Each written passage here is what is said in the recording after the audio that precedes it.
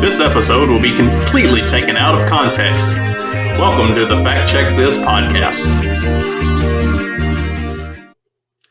All right, Fact Check This, episode 50. And today I've got Evan Johnson back on with me. Last time Evan and I talked about coronavirus and just the absolute insanity of how all of that's being covered and handled and dealt with. And so today we're going to talk about that a little bit more, especially in light of some of the things that have come out since the last time we talked. And then we'll get into some of the other current events and things that are going on in the world.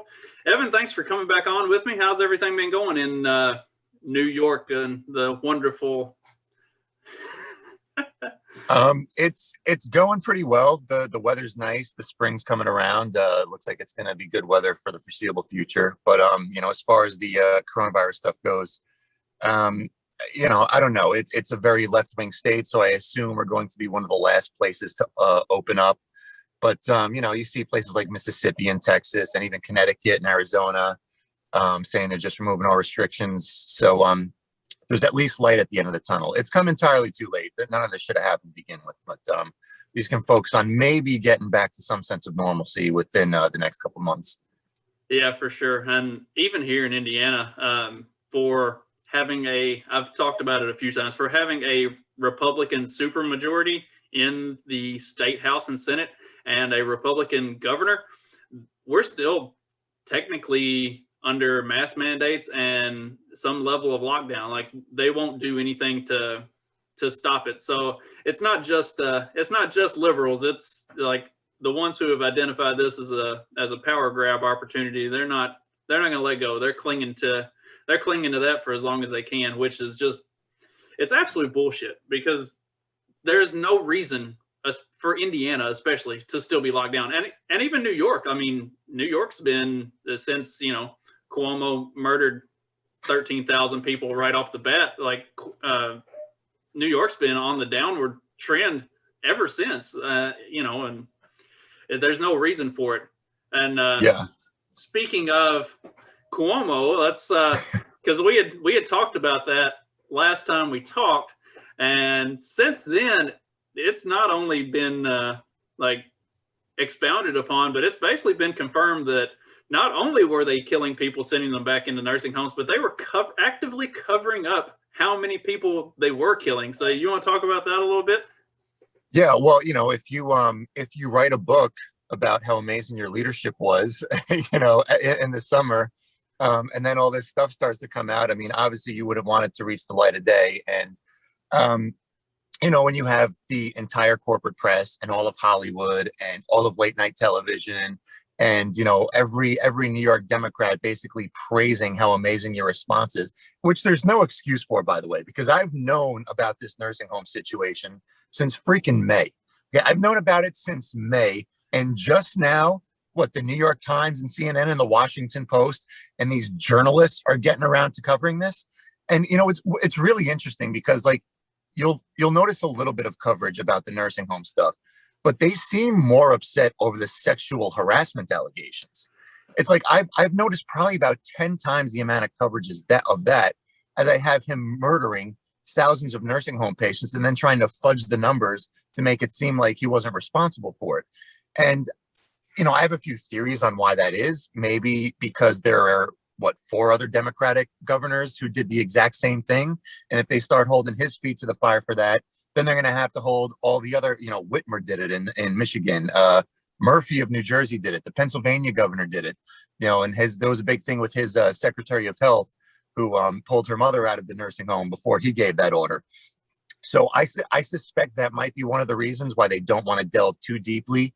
And also because it just exposes how full of shit they are, right? Because this was going on, and, they can say, oh, we didn't know. Well, yeah, you did, because plenty of us knew, and all this information was out there. You just didn't want to cover it because, he's a Democrat, and you were just looking for any excuse in the world to make Trump look as bad as possible. And so they refused to cover it. And it's a criminal offense as far as I'm concerned from the corporate media. Oh, absolutely. And like you were saying, like, other governors were doing this, and it really does seem kind of convenient, the timing of all of the sexual impropriety type of allegations that are coming out against him. I mean, it was seriously within a week of the report coming out about the cover up of the actual numbers of deaths from the nursing homes and everything. And he had that like horrible blurb where he said, like, they died. What does it matter where they died? Like, dude, really? Oh yeah, yeah, that's right. That's right. Like, What does it matter if I killed them or if someone else killed them? I mean, I'm right. just the governor who made these decisions. Don't focus on that. Right. So like he had that horrible little press conference, and then I mean he had some others during that time where he got either extremely snippy with people or just straight up hateful, and he really showed himself for the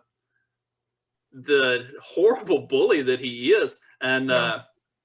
and you know, then there were the other reports from like New York Democrats saying that he told them to cover this stuff up, and Yeah. and then Yeah. others were confirming that yeah, that's the way he acts. And within a week, we get all the allegations of, you know, him you know, going after women and his staff and other stuff, and all of that just gets covered. Like, it all gets pushed to the side. It's no longer talked about at all now. It's like, incredible. you haven't heard anything about the cover up of those numbers or anything since then. It's only been about the sexual allegations from all these women. And what are we up to? Like 6 now, or I don't know. They keep. No, I think it's closer to 10. Yeah, like they keep adding up, and they're still not actually holding him accountable for it. Like, he just keeps on coming out and saying that he's sorry and that it was misunderstood or whatever. Like, they're gonna use this to brush everything under the rug and completely ignore the fact that he's a mass fucking murderer. Yeah. Yeah. Well, and look, I mean, if you're a serial sexual harasser, that's certainly like, you're a repulsive human being, especially if you're a governor who is getting up on television every day and talking about what a incredible virtuous hero you are. So, I don't want to dismiss that, but I mean, look, what's worse, like harassing people or murdering thousands of people and then trying to cover it up? I mean, it seems pretty obvious. And then you notice which one the media is hyper focused on and which one they're just sort of casually covering. And again, I hate to always do this, but like, what do you think the coverage would be like if Donald Trump had done something like this? I mean, my God, every single thing Donald Trump did, whether it was good, bad, or just completely innocuous, the mainstream media acted like it was the freaking Holocaust. It was the worst thing that ever happened. And you just notice just the pure agenda-driven coverage of these people. And it's shameless. And it and this relates to just sort of like the COVID stuff in general. It drives me crazy how people don't see this, because the propaganda isn't even that good. Like, you don't even have to be a sophisticated observer to see it. It's so blatantly obvious. And yet the majority of people, they just can't see it. It drives me completely insane. Right. Like, I talk about that fairly regularly. Like, I'm just an average dude who does a little bit of research on stuff and like reads news and looks into numbers and stuff. Like, none of this stuff requires a PhD in anything. Like, all you've got to do is be half-ass observant and look at the truth of the matter, or shit, the articles that they post. Read past the first paragraph. Like, yes. a lot of the like Time Magazine, the New York Times, a lot of these articles that they post about this stuff, they'll try to discredit or disprove something in the first paragraph. And then if you read past that and you actually get into the meat of the article, which I've talked about that too, like, it's the reason that they write these 6,000 and 10,000 word articles, because nobody takes the time to read that stuff. If you actually get into the meat of it and really start reading it, they tell you the entire truth. But in that first, the headline and the first paragraph or two, it's all bullshit to drive a narrative. And then everything else, they will actually tell you the truth of what's going on, but they trust that people are too stupid to actually look that far into it. It's fucking insane is what it is. Yeah, you know, they will often admit like halfway through the article or towards the end, like we actually have no evidence for what we're claiming. But you know, the headline is so sensationalized. So, and I brought this up on the last podcast about the 30-year-old Texan who died after attending the COVID party, and on his dying bed, he said, "I thought it was a hoax."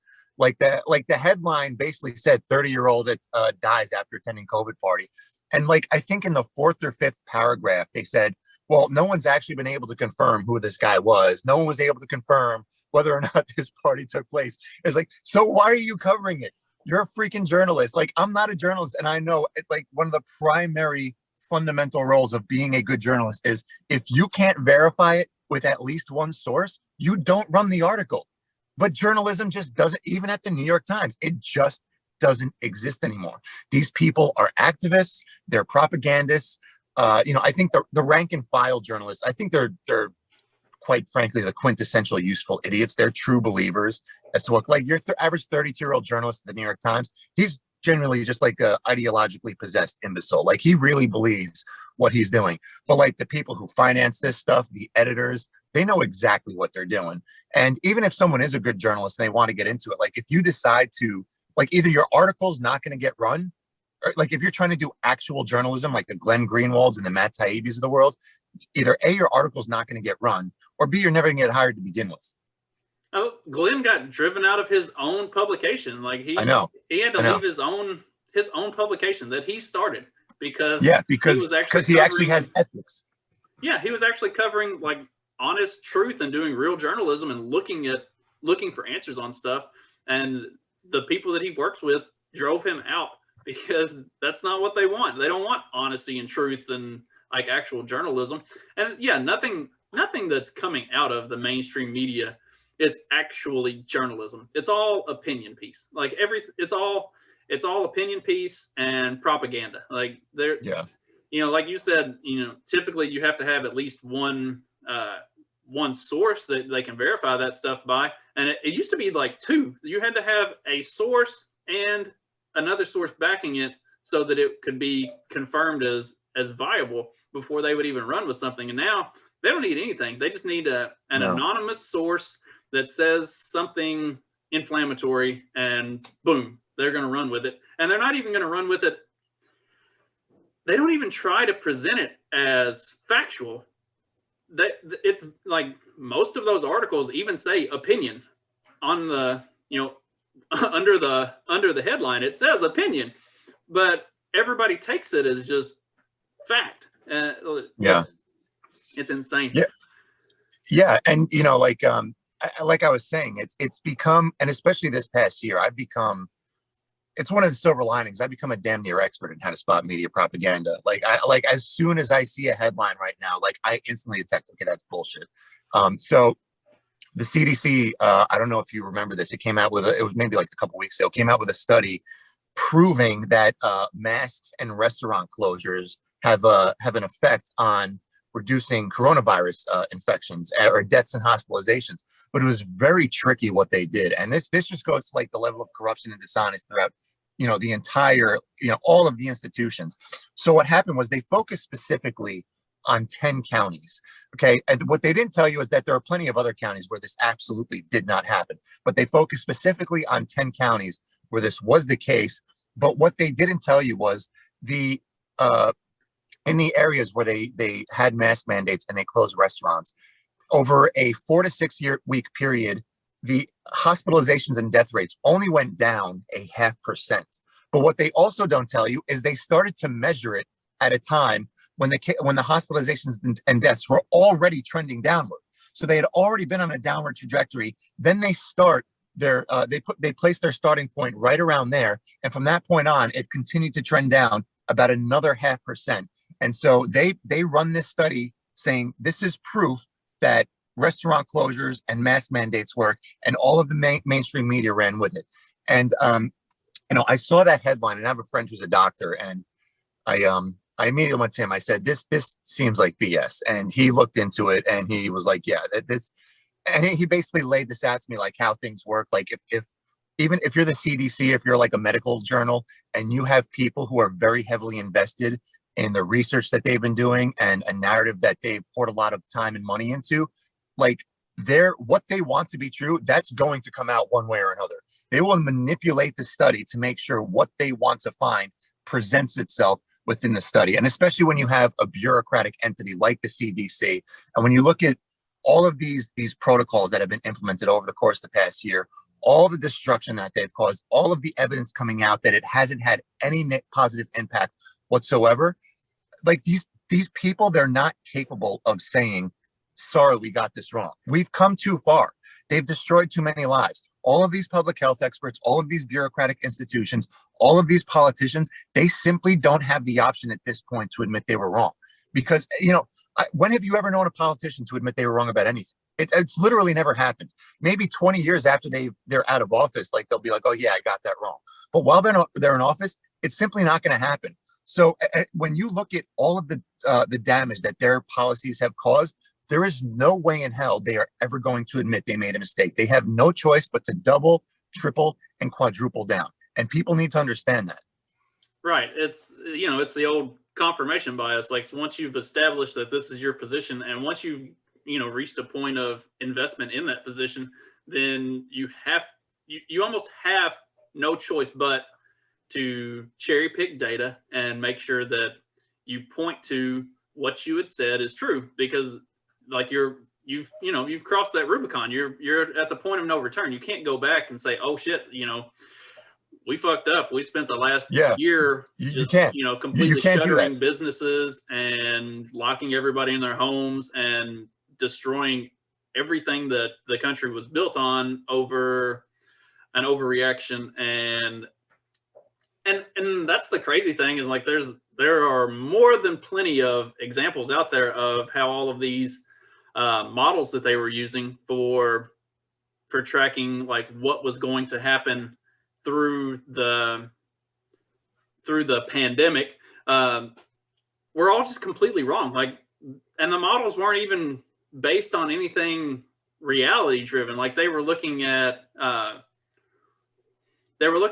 ups at the time, but they weren't taking any anybody that understands statistics on a moderately decent level understands that like as things project upward, eventually it's going to plateau and go back down. And then they just built all of their models off of infinite upward projection. Like that's not even realistic in any way. And these are supposed to be like professionals. These are supposed to be experts in these fields that should know better than to create stuff like that. And it was all just for sensationalization to drive that narrative and give the CDC and these governors and everything an excuse to move forward with being full-blown fascists. Yeah. Well, all the people who were on like CNN and in the mainstream media, they were talking about a year ago, like 3 to 4% mortality rate, right? And that's what led to all the panic. And there was a guy, John Ioannidis at Stanford, an epidemiologist at Stanford. He correctly predicted. He's like, no, it's actually about 0.2%. When everyone was losing their mind. And he was obviously vilified, and they were telling him that he was being irresponsible and he was downplaying the threat. And of course, he turned out to be completely right. And all these guys were completely wrong. And the guys who were completely wrong, like Mike Osterholm, he's now advising the Biden administration. And John Ioannidis is completely ignored by the media, even though he got this incredibly important thing right when all these other people got it wrong, which just goes to show you just the, you and I are familiar with the term, the cathedral, how the whole cathedral will just work together to push forward a certain narrative, regardless of how much evidence supports that narrative, or if the narrative is just complete and total bullshit. And, it's just crazy. All you have to do to realize that it was not necessary to lock down the country is look at Florida. Okay. When you think about what they were saying a year ago, the excuses they were giving to lock down the country, if there was any excuse, if there was any legitimacy to those reasons whatsoever, given that Florida has one of the oldest populations in the country, Disney World has been over, their theaters have been open, their parks have been open, the schools have been open, they've had the Super Bowl, they've had spring breakers, their sporting facilities have been open. If you look at what they were saying last year about what would happen with this virus if we didn't shut everything down, the entire state of Florida should be a mass graveyard. And instead their numbers are like somewhere in the middle of the country. And again, this is one of the oldest populations in the country and one of the most populated states in the country, and their death per million is right in the middle. So I like, what other evidence do I need to give you that these lockdowns were bullshit and they never should have been done? And another thing, I argue with this with so many people, and they always say, well, yeah, but look at Florida's numbers. They're better than that. They're not as good as here. They're not as good as there. What they always forget is that these lockdowns have catastrophic consequences. That's the one part that they never seem willing to address, that they have unleashed an unprecedented mental health crisis. We are on the verge of destroying the US dollar. People have lost their jobs by the millions. Death rates from basically everything, every single cause you can think of, have drastically shot up this year. These lockdowns have had an unimaginable negative effect on the country, and we haven't even begun to see the full effects of it. Okay, just wait until these mortgage moratoriums end. Like the homeless population, we're going to have, 100 cities in the country that look like California with these 10 cities. At least there is going to be a homeless population unlike anyone could possibly imagine. And God knows what's going to happen to the economy. This is one of the things that really worries me and actually keeps me up at night, is like the amount of money that we've printed and where we are going in terms of what's going to happen to our purchasing power. This is one of the things that has really been worrying me recently. And I'm starting to think, okay, well, what can I invest in? I think I got into the Bitcoin a little bit too late because it's just too damn expensive now. So I'm looking for all these things that I can like sort of put my assets into, because I am legitimately terrified that we are headed towards like a hyperinflation, almost Venezuela type currency with what they've done, just printing trillions and trillions of dollars. Like 35% of all money that's in circulation, I think, was printed in the last 12 months. That's insane. Yeah, so I've talked about this previously as well. Like, as far as I'm concerned, it's funny, my wife and I were talking about this yesterday. As far as I'm concerned, because I don't ever carry cash. Like I've got I got 5 ones in my little cabinet up here, and that's it. Like that's all the cash I have. And as far as I'm concerned, all of my money is it's all Monopoly money, because I never see it. It's just numbers on a spreadsheet. It goes from my employer's numbers in whatever account they have straight into my account, and then from my account straight to everybody that I pay with my debit card or online banking. I have never seen any of it. And as far as I'm concerned, none of it exists, because one of these days, very, very soon, none of it's going to have any value whatsoever. It is literally just numbers in a spreadsheet somewhere.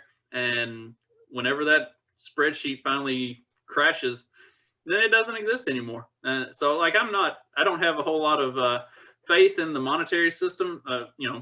We're working on, I'll actually later this week start getting all of my garden prepped out in the backyard. Like, we kind of have taken the approach of, we're going to try to make sure that we can fend for ourselves in the event that it does collapse, because like at the rate that they're going, prices on stuff are starting to go up.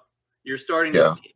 And it's because, there is a delayed reaction to all of the money that's been printed. Like it has to make its circulation through the banking system, through Wall Street, because that's who gets the money first. Like for all of the trillions upon trillions of dollars that have been printed, only a small fraction of that actually goes to the people. It all goes out into the system first. But as that starts to filter through the system and trickle back out into the economy, then prices are going to start going up. And we've seen it. I mean, we've seen it over the last 4 to 6 months already, but it's going to only get worse from here.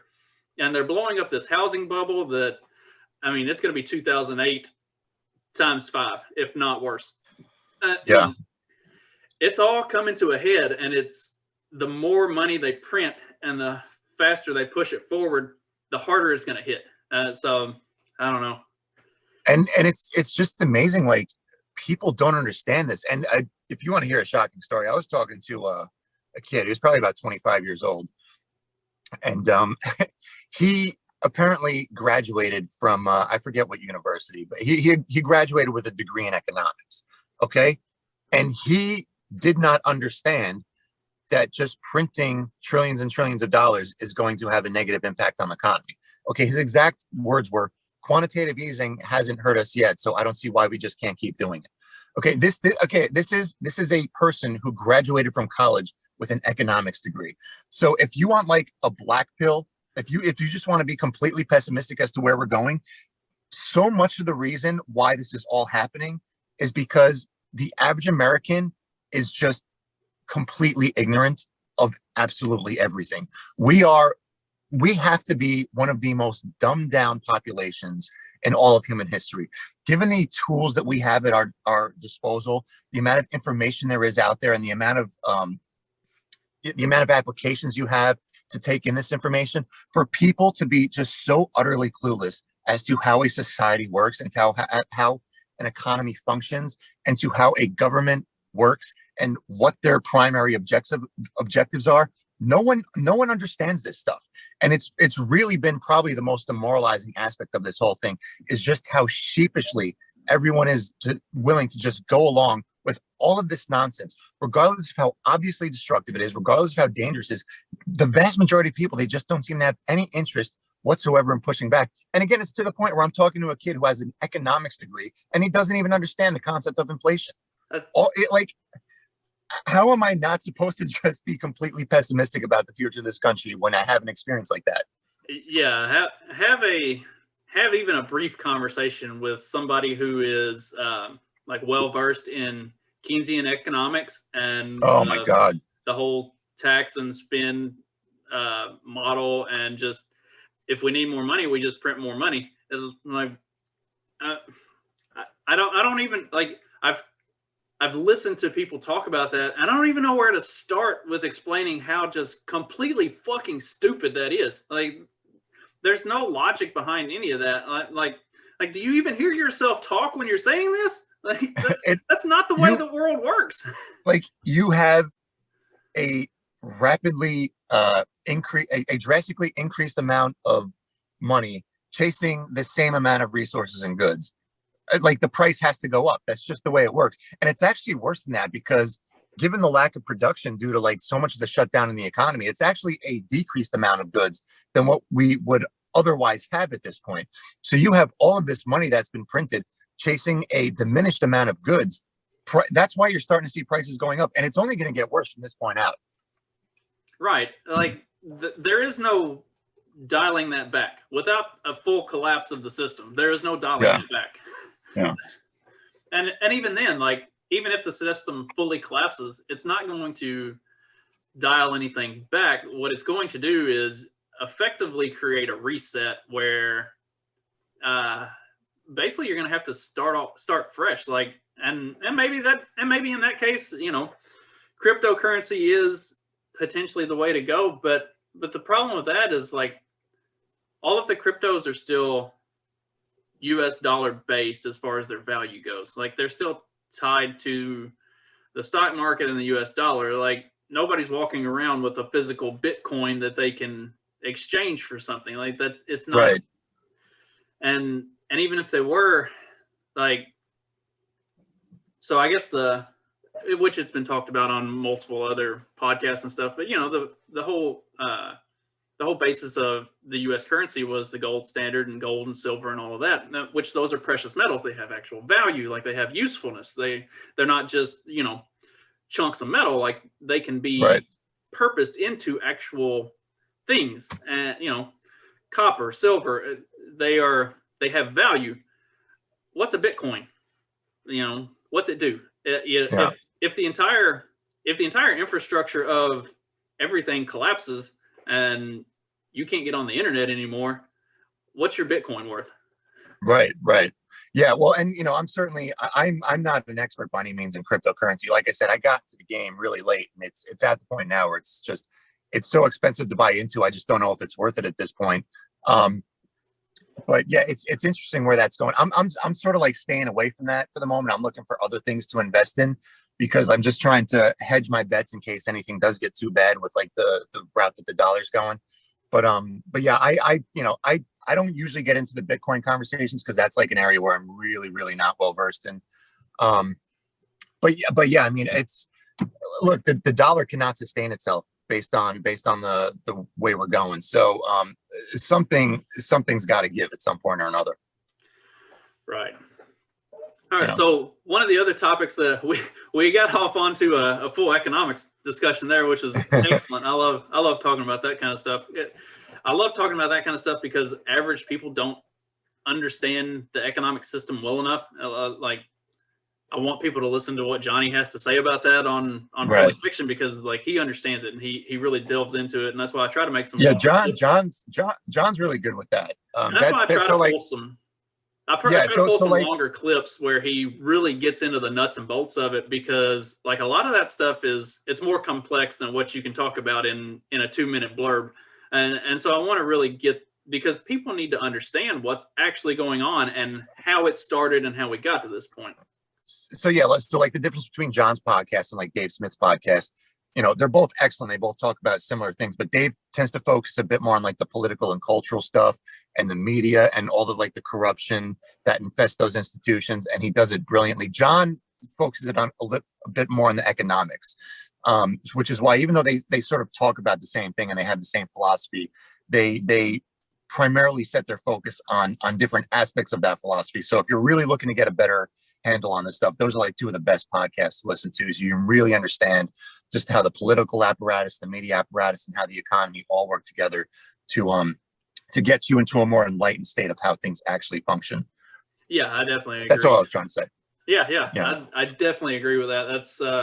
That's the interesting thing about, because like they talk about, or you know, pretty much all of them talk jokingly about, you know, the last thing the world needs is another libertarian podcast.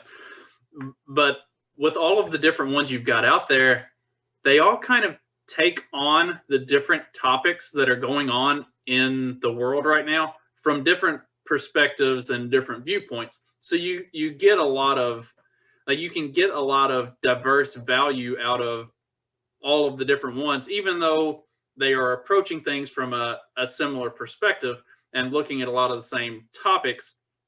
They're covering it in different ways from different viewpoints and with different guests. And like, there's a lot to be, like, you can learn a lot about what's going on in the world outside of mainstream media and get a lot of different. You don't want to listen to the mainstream media. I mean, seriously, you're and I don't even mean this as an analogy. I mean it directly. You're living in the matrix. If you're taking all of your information from mainstream media, you are just not in tune with reality. These people exist for the sole purpose of propagandizing you. That's not hyperbole. That's not exaggeration. Your perspective on the mainstream media, honest to God, really should just be assume they're lying to you.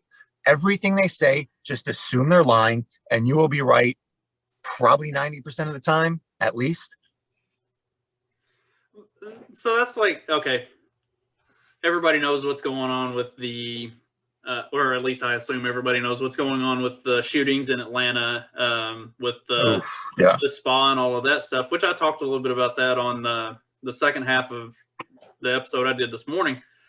And like, if you were to just look at strictly at what's on, I mean, shit, I just click on my general startup page on my web browser, and there's at least 3 different articles that talk about racism against Asians. And and if you have actually like looked at what happened down there, like, yes, it's a horrible tragedy what happened, but it wasn't a white supremacist. It wasn't exactly a hate crime as it would be, you know, normally defined. Like, it was a mentally ill dude that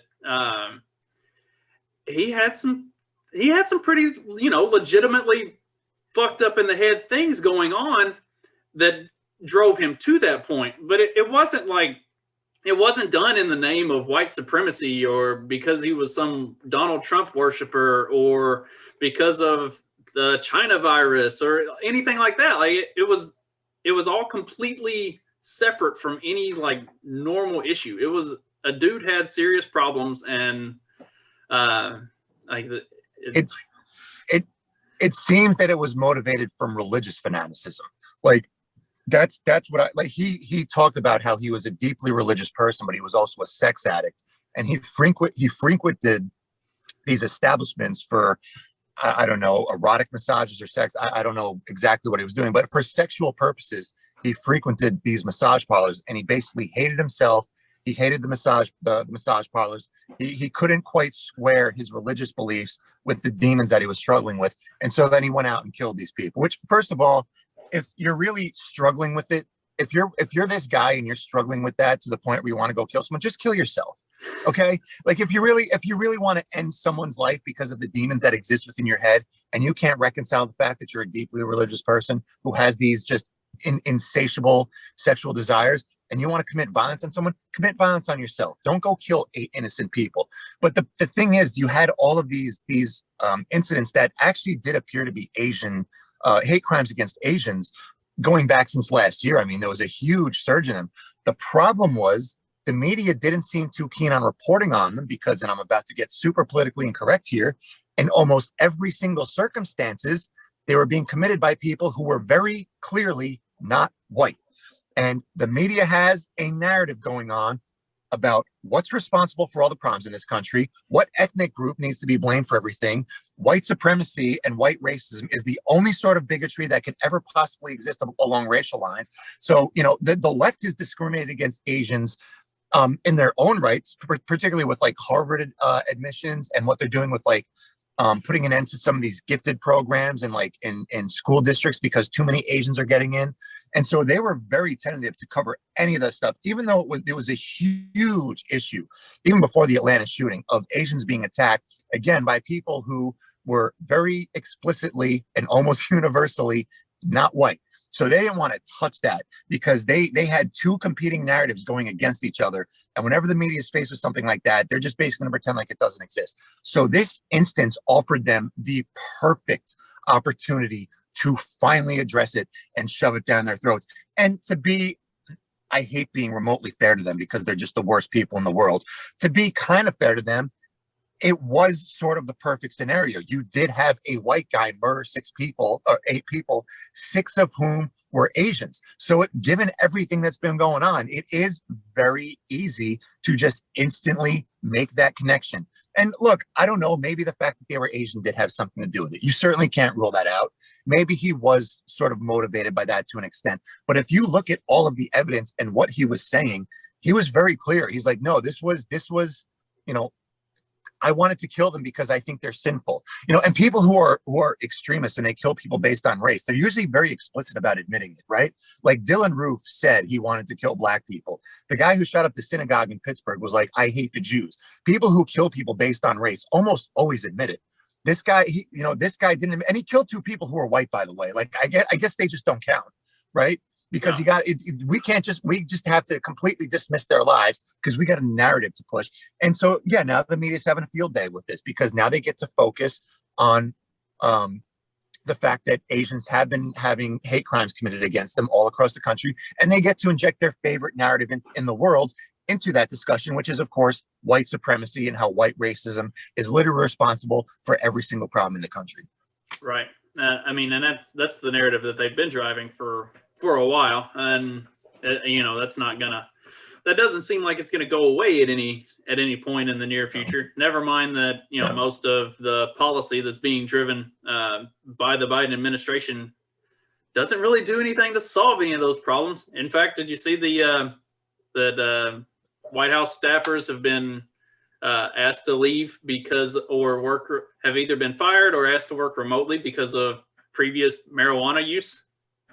Yeah, does Kamala Harris count in that? Because she admitted she smoked weed before, or does she get a pass? Is that her black woman thing? Like, you can't, does she get a pass because she's like one of the most virtuous people? She's black and she has a vagina. Not only 1 victim identity card, but 2.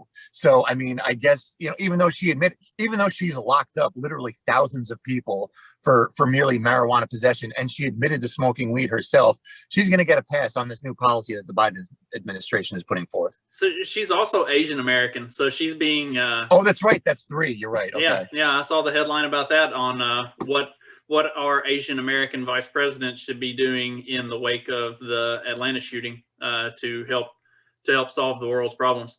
So yeah. So well, first of all, what can she do? What can a vice president do?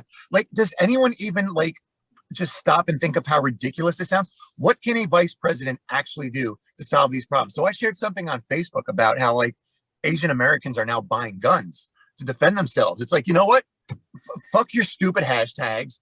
Fuck your stupid appealing to the president and politicians to do something that pretty much none of which is going to work.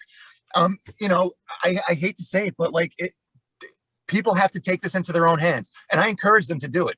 Go ahead, buy a gun, and if someone comes up and tries to learn how to shoot it and put a bullet in their fucking head. That's the way to do it. And the more that starts to happen, the more they're going to push for further gun control. Which, what's the actual? Gosh, what's the actual number of gun control laws that are on the books? Like it's some astronomical number. If you count if you count federal and then state and then local, like all combined, it's like tens of thousands of gun control laws that are in total on the book, and like several thousand, or at least it's over 1,000, maybe 1,200. I can't remember the exact number. It's been a couple of years since I've looked at the statistics on that, but it's over 1,000 federal gun control laws that are in place. So what does more gun control accomplish that the thousands upon thousands upon thousands of laws that are already in place aren't accomplishing? Like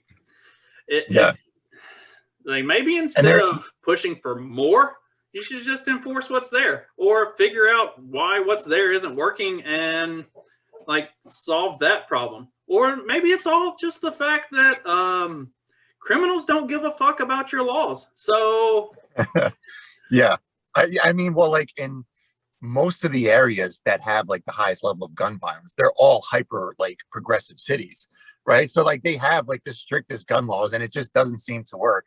You know, you look at a place like LA, which is the most progressive city, not only in the country, like maybe in the entire world. Like they're like psychotically progressive, and pretty much every single issue that progressives claim to care about the most, LA is suffering from at a higher level than like any other city. Like the cities are incredibly segregated by race. It's like the biggest income inequality of any city in the country, or at least one of them. The homelessness population is out of control. They have a essentially like a slave class serving the super rich. You know, the gun violence is out of control. They're just releasing cascades of pollution into the atmosphere. Like every single issue that progressives claim to care about the most, LA is suffering from worse than almost any other. And they never like take the second to realize, well, maybe our policies suck, or maybe our philosophy is wrong. Like it just never occurs to them. They just vote harder and harder for the same policies, right? It's like imagine trying to break down a brick wall by using your forehead. Like you're trying to bang your forehead against the brick wall thinking it's going to come down, and then it doesn't work, and you have like a cracked skull and brain damage. And you're like, oh, well, that didn't work. I guess I should just swing my head even harder. Let me swing my head harder and harder. Maybe that'll bring the wall down. That's basically how progressives in like these incredibly progressively run cities operate. Their city collapses until of course they have to move to a new city, and it never occurs to them that maybe the policies that they kept voting for had something to do with the fact that their city collapsed. No, they don't have that level of self-awareness. So they just go to their new city and they vote for the same policies, and eventually they're going to destroy that city as well. You know, and I was joking with a friend the other day, like, yo, you Texans, you got to stop worrying about this immigration that's coming from south of the border. Worry about the Californians, okay? You want to defend your border against invaders? Make sure these fucking Californians can't come into your state anymore, because they're going to ruin it faster than any horde of Mexicans ever could. Right. That's the insane thing that we're looking at right now. I saw a tweet the other day that said, how could anybody have looked at the past year and not have become a communist? Like, I don't know. I saw that. Fucking brain. How could anybody have looked at the events of the last year and not become a full-blown fucking anarchist is what I want to know. Like, yeah, exactly. Who is looking at everything that the government has done and thinks, wow, they really have this right. Like, they know what they're doing. We need to give them more power. Like, they have this totally under control. Everything they've done has worked out great. Yeah, I know. It's unbelievable. And like I was saying when I was talking about just like the idea of in some ways being hopeless. It's stuff like that, you know, like I would have, you know, it's one thing to watch the government and politicians do what government and politicians always do, which is just try to consolidate and monopolize and expand their own power. But when you see the amount of people who they just mindlessly go along with it, that's been the part for me that has just been the most demoralizing, is how many people are just hopelessly lost. And they're like I said, they're living in the matrix. That really has been the most disappointing thing about all of this. Yeah, definitely. It's I don't know. I didn't have a whole lot of faith in humanity prior to all of this, and this definitely has not been particularly encouraging. Although something that has been at least somewhat encouraging, which is not getting any coverage by the corporate press here in the U.S., but across Europe widely, there have been anti-lockdown protests. I think, how many is it now? There's a whole bunch of European nations have either significantly dialed back or entirely stopped using the AstraZeneca, the newest vaccine. Yeah, because it was like it was actually harming people. Like they've either ramped it back or entirely stopped giving it out because it was having such adverse effects on people. But then you've got this headline that I just happened to see scroll across from the New York Times. AstraZeneca's COVID-19 vaccine is found to be 79% effective in a U.S. study. Like, what, 79%? That's so okay. So AstraZeneca's a C student. That's exactly who I want vaccinating. Yeah, exactly. Yeah. So yeah, let's we may as well hit vaccines for a little while. So I'm not taking the vaccine. Okay. I'm just not doing it. Okay. And I'll, for all the people who call me an anti-vaxxer, I will try to give you the most logical reason for not doing it. Okay. And listen, in general, I like vaccines. I think vaccines are one of the great achievements of human ingenuity, right? Like certain vaccines, I think, have really gone a long way in helping eradicate some really nasty diseases. So I'm not anti-vaccine in general, but I'm not taking this one. Okay. And for a very simple reason, the average vaccine takes 7 years to develop. This thing came to market in 9 months. Okay. That alone should give any proper thinking person reason to hesitate and question whether or not they want to inject this thing into their body. It's over a virus that has been hyper politicized. It's over a virus in which the experts we've been forced to listen to have been wrong so many times. They've been wrong about basically everything. Okay. Big Pharma is quite possibly the most untrustworthy institution in the entire country. And, whatever negative side effects, and you just proved it with that New York Times article, whatever negative side effects may result from some of these vaccines, you can't report on the media. You can't rely on the media to report on it honestly. That's just not going to happen. So look, if you want to get vaccinated or anyone wants to get vaccinated, God bless, go ahead. I won't make fun of you. Hopefully, this helps us get out of this insanity sooner than later if enough people are vaccinated. But personally, I'm not going to take it. I'm not comfortable with how quickly it came to market. I'm a healthy man in his 30s. My wife is a healthy woman in her early 30s. My son's 2.5 years old. Kids that age are basically invincible to COVID. I'm not at risk of dying from COVID. I'm not taking this vaccine. I'm just not doing it. Yeah, and so I posted there was a thing that's kind of going around. Says, fun fact, the COVID mRNA vaccines now account for more side effect reports since December than every other vaccine combined in the last year, and 8 times the number of deaths are reported. And when you share that, the little pop-up, it doesn't give you a fact checker pop-up. It just gives you the pop-up that Facebook and Twitter give you says that that vaccines are tested and proven to be safe before being approved. Yes, that's not untrue, except this one hasn't actually been approved. It's been permitted to be used in emergency situations, which they don't distinguish the difference, but which is again something that I've talked about regularly, is like words have value and meaning, and the way things get twisted, they completely pervert the meaning of words. Nothing about this vaccine has been approved. It has been permitted to be used for emergency situations. it's not an approved vaccine. Like it hasn't Right. gone through Well, any of the clinical trials. It hasn't done any of that stuff. right, right.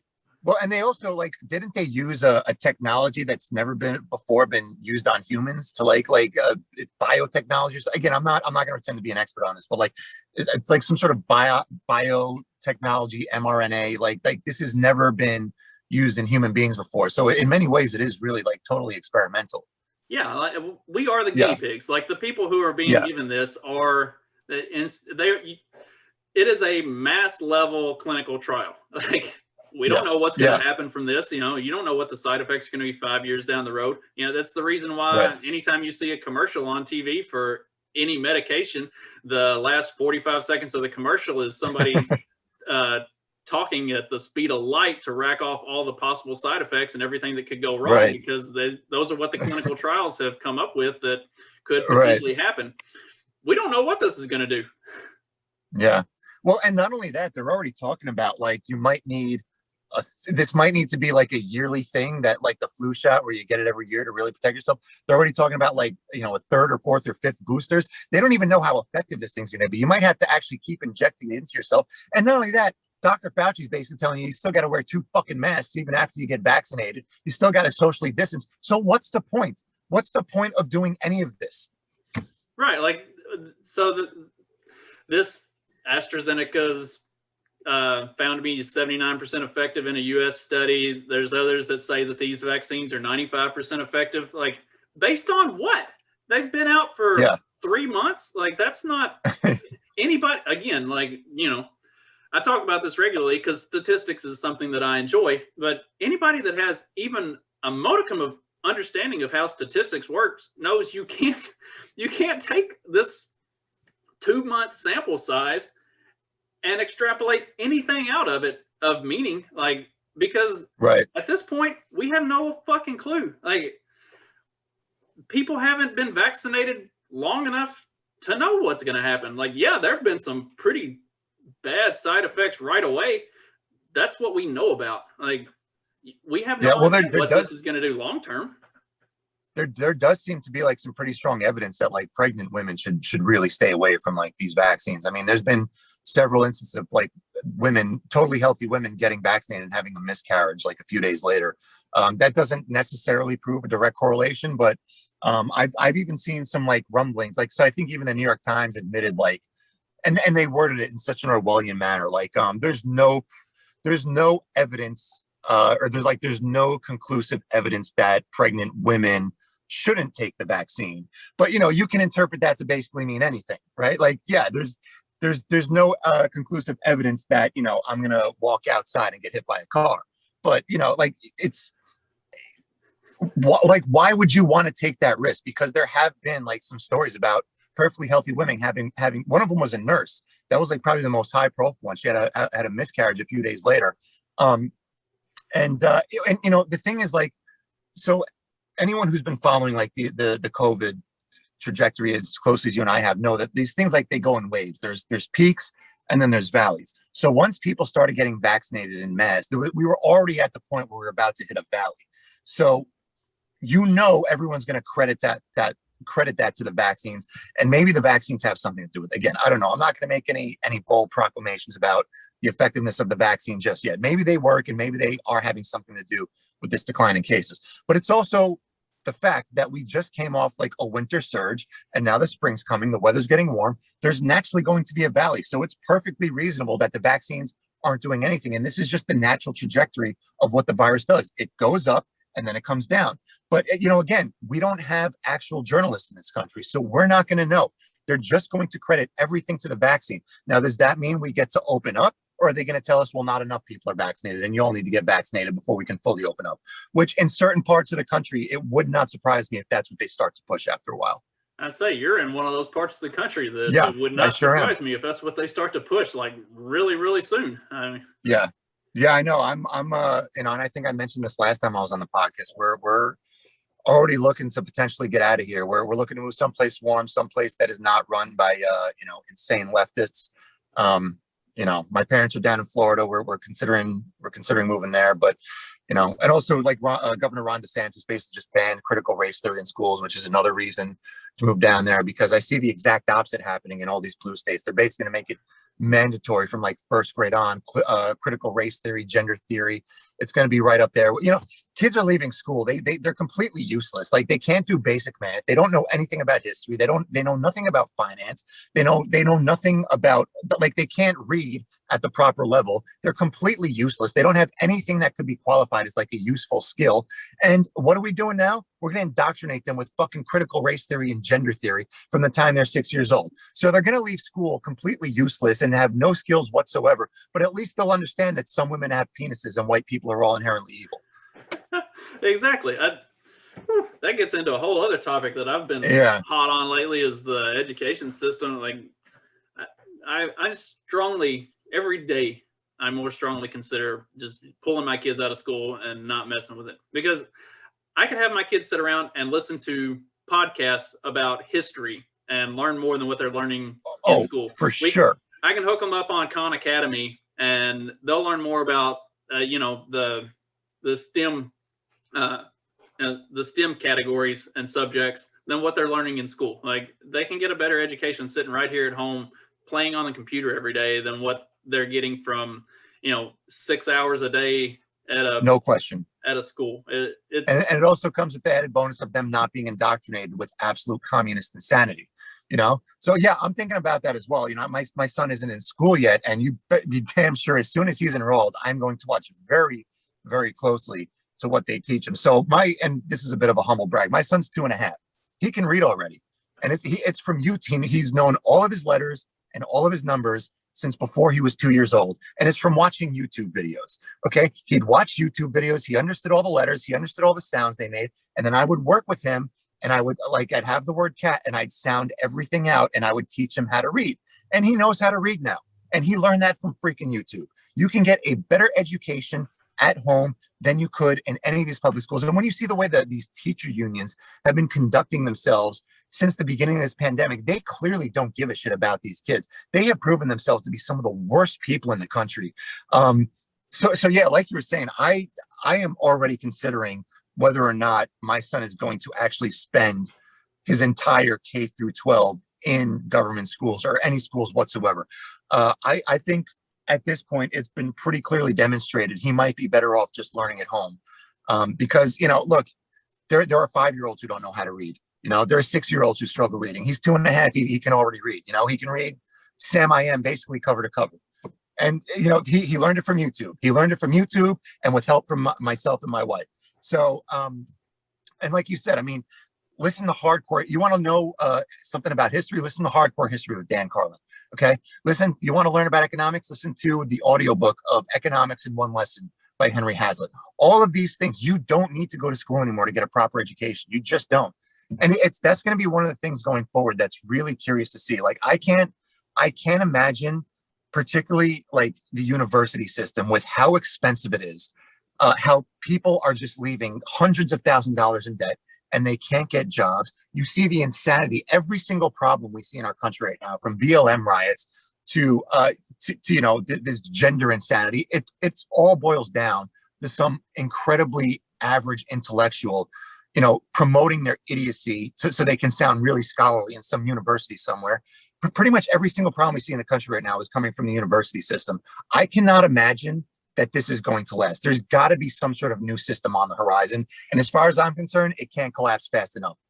Right. Especially coming from, you know, middle America, more blue collar part of the country where I'm from. Like yes, for the coastal, you know, for the coasts and like the big cities, stuff like that, like they'll continue to kind of run with this, but you're going to start seeing, you know, middle of the country, a lot of this stuff is going to, like, big universities are just going to eventually start getting abandoned in favor of tech schools, trade schools, or just like I hope so. Going to work in a trade and not messing with that shit at all, because it serves no value. Like, no, it doesn't. Yeah, look, I'm actually, like, if my son was 16 or 17, unless he like knew exactly what, like, unless he wanted to be a doctor where like you have to go to school for a long time, I would probably encourage them, like if you don't know what you want to do, like don't waste your time going to university. Like enter a trade, become an electrician. You know, you'll be making 100 grand by the time you're 30 years old. You won't have all this money in debt. It's a skill that you can take anywhere you want to go. So yeah, I'm glad that my son isn't at that age right now, because it would be, I feel bad for parents who have kids who are like 17, 18 years old and they don't really know what they want to do. I feel bad for kids who are 25 and they were duped into this education system, you know, and they got all these worthless degrees that they spent 100 grand on. And now they're working at Starbucks and they have no future. I genuinely feel bad for these kids. And you can say, oh, well, they made the decision to do it themselves. Yeah, but they were 18. They didn't know anything. And they've been told their whole life that they got to go to university to make something of themselves. They were duped into it, and now they've been screwed over. And you wonder why they vote for someone like Bernie Sanders, who basically tells them, you've been screwed over. You know, Bernie Sanders, for as crazy as he is right about that. Like that's the thing about Bernie. Like, you and I know that he's a lunatic based on his economics, but the reason why he has so much appeal is because he is half correct. Like, he has properly identified the corruption that exists in our government. And like so many, he's identified the fact that young people have been completely screwed over by the system. He's absolutely correct about that. And he's like the only politician who openly speaks about it. So if you're this 25-year-old kid who's working at Starbucks, and what Bernie Sanders is telling you, you have learned from experience. And, you know, obviously you went to college and they don't teach you anything about economics in college or in high school. So you don't know how any of this stuff works. Of course, you're going to vote for Bernie Sanders. Of course you are. Right. And that, you know, that's kind of the sad thing about it. But I mean, it's by design. Like, as long as you keep people stupid and don't actually teach them anything of value, then they'll believe whatever they hear from the people who are supposedly in control and know what's going on. Even if, like, for somebody who, like us, who actually understands how that stuff works, they clearly have no fucking clue what's going on. But, you know, if you haven't been taught otherwise, you haven't learned to decipher that stuff for yourself, you don't know anything about basic economics or basic statistics or how the world actually works, then yeah, you're just going to hear that stuff and think this is a guy that knows what he's talking about, because you know he's in a position of power. So obviously I should listen to that, and he's probably onto something. And yeah. The whole thing is, I posted a thing the other day for it was originated from a 1984 interview with a former KGB. Yuri Brezmenov or something like that. Yeah. Oh yeah. I've watched that interview. My God. Listen, everyone needs to watch that. That guy was a damn prophet. Everything that he was saying was going to happen has now happened. And it is incredible. You know, basically, like, the gist of it was communists have already infiltrated every single institution in America, and they're on the verge of controlling it. And they've basically just completed what they wanted to, what their objective was. Now you just got to wait a couple generations before it starts to come into fruition. And we have now waited a couple generations, and boy, is it coming into fruition. Yeah, that interview is it's stunning to watch, and it's like, that should be mandatory viewing for absolutely everyone. Definitely. And like, I had posted an article that kind of did a review of that interview, and the article was from 2018. So, you know, it was before COVID and everything. It was just talking about the things he was talking about. And when it hit step 3 and it talks about the, you know, creating a emergency panic situation, and that, you know, using that situation would only take like 6 weeks to completely change the entire landscape of how everything is done in the country, and then you would have this like new normal. And here we are. I mean, fuck, you know, we're a year into 15 days to flatten the curve, and it's been established. Like, not only has it been established, like, there are people who are so fucking brainwashed that they will yell at me and you for not wearing a mask when we are perfectly healthy, not even within 10 feet of anybody. Like, I know. Will run up and break into my personal space and get in my bubble to tell me that I'm putting people at risk. Like, motherfucker, I was nowhere near anybody before you come running up on me. Like, keep your distance. How about that? You know, I was not putting you at risk for anything until you came up on me. Yeah, I know. It's incredible to watch stuff like that. And, you know, I completely lost my train of thought. What the hell was I going to say? Something about the masks. Oh yeah. So like, it's really creepy how they've just convinced people that, like, your fellow human being, a completely healthy, asymptomatic person, is basically to be viewed as nothing more than a walking vector of fatal disease. And that's how so many people look at their fellow human beings right now. It's so disturbing. You know, I posted something about this on Facebook the other day. So I was in the pet store the other day, like a couple weeks ago with my wife and son, and there was a little boy. He was like 7 or 8 years old. He was with his dad. He had 2 masks on. Okay, and again, like children, they're not getting sick and dying from this thing. Okay, they're literally kids under 18 are 5 times more likely to die from the flu than they are COVID-19. Children should not be afraid of this thing. This kid had 2 masks on, and we were in the same area. We were in the fish section, and anytime like any of us walked past him, he like jumped back and like held his father. You could tell he'd been so brainwashed into just being terrified to get close to another human being, and it was both heartbreaking and infuriating to watch. I can't imagine the psychological damage we have done to so many kids throughout this. And again, this is one of those consequences. We're not going to fully know the ramifications of it until 10, 15 years down the line. Okay. Like we're already starting to see some of the consequences from these lockdowns and all these policies that we've implemented.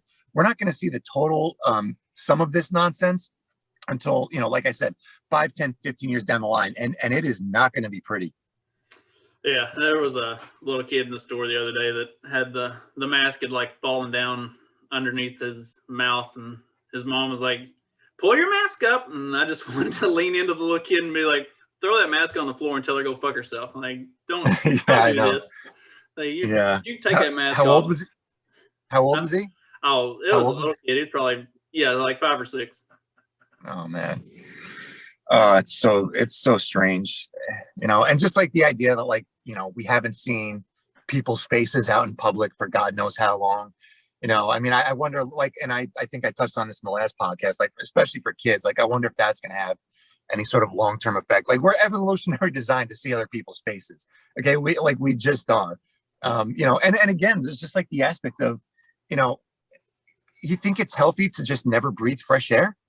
Like, I mean, how many people have just the only time they're not wearing their mask is when they're in their home. As soon as they walk outside, they put their masks on.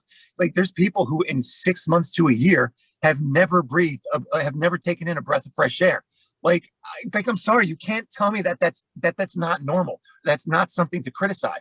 And, again, especially if you're just this healthy person who's been vaccinated, or you've had the disease already, which now, like, I've started to see studies saying that, like, if you've had COVID, the immunity could last for years, right? Like, they were gaslighting us for the last year, telling us, no. Even if you had it, you could still get it again. You could still spread it. And now a year in, all this information's coming out that, oh no, well, actually, if you have it, you could have immunity for, maybe even the rest of your life. And again, it just goes back to, you tell me I'm supposed to trust the public health experts. Why?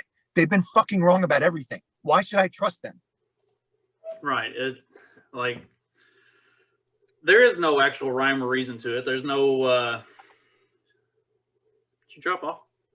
There's no, like, good explanation for it. It's all just, they're, coming up with whatever they want to drive their narrative. I don't know. I don't know how they can I don't know how people are continuing to be duped by it. And yeah, like you said, I mean, it's not normal to never breathe fresh air, like, unfiltered, and that's what it is. It's completely filtered, and it's not even filtered through something good, like, because the way we wear masks is not right. I took a picture of mine and posted it the other day. Like, this is my mask. It sits on the passenger seat of my truck and rides around with me. And whenever I have to go into work, I stuff it in my pocket. I clock in and then I put it on. I don't wear it anywhere else. I only wear it at work. And like, if I've got a headache or if I'm not feeling good, it only exacerbates the problem. Like, not being able to breathe fresh air.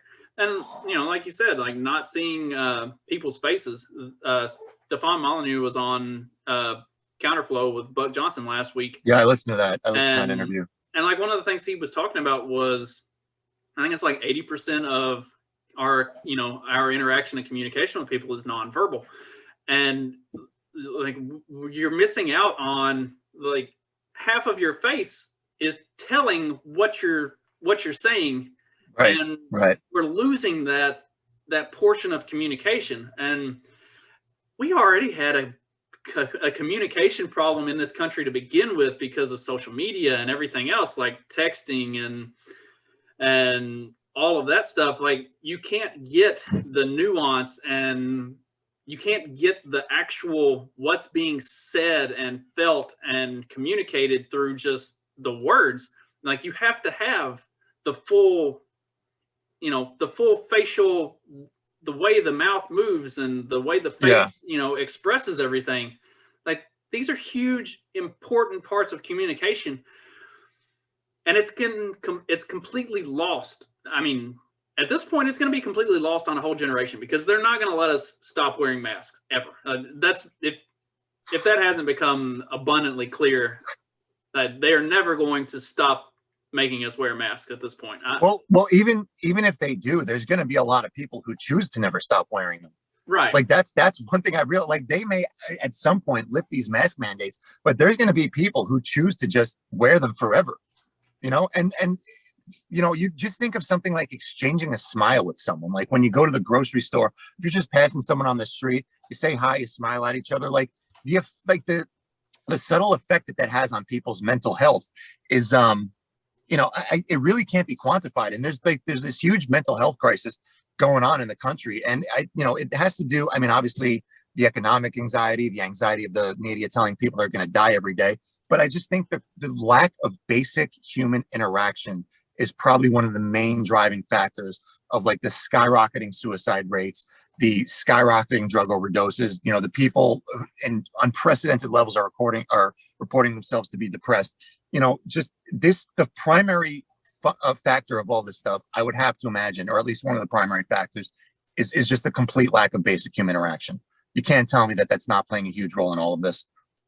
I 100% agree, which is also a part of why I like doing these kind of episodes where I get to talk to y'all and, kind of sharing some of this stuff, because we need to be able to talk to each other. And I think if it's all right with you, we're going to wrap on that.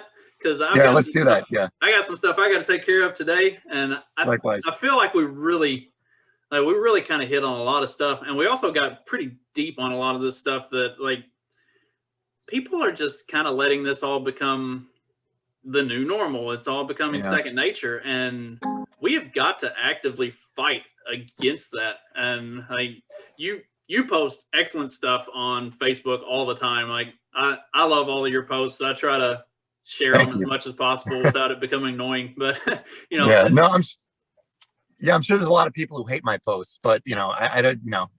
I'm seeing us head to a very dangerous place, and I'm just trying to wake up as many people as I possibly can, or at least get them to think twice about everything that's going on. I know some people are beyond hope. They're just completely propagandized, but I'm hoping like I can maybe change the minds of at least a few people, or at least get them to sort of reconsider what they see from the media. That's really the primary reason why I post what I post, is not to get likes from people who already agree with me, right? Which it's always nice to get likes, but I'm hoping there's at least a few people out there who maybe I can change their minds about some of this stuff, which is why I post what I do. Right. That's same for me. If just a couple people, maybe not even come over to, being full blown ANCAP libertarians, but just start to look at things and say, shit, maybe I need to think a little harder about this before just running with whatever the narrative is that's being driven. That's a win. Yeah. Like people just, waking up a little bit at a time is how we ultimately make changes that are actually positive and effective. Yeah, likewise. I agree. Well, thanks for coming on. This was fun as always, and we'll probably have to do it again at some point because, like I said, I don't think any of this is going away anytime soon. So here in 2 or 3 months, we'll be talking about the next round of insane bullshit that they're trying to force down our throats. Yep, I'm sure we'll do this again. There's always going to be plenty to talk about. Thanks for coming on, man. You got it, man. Good to talk.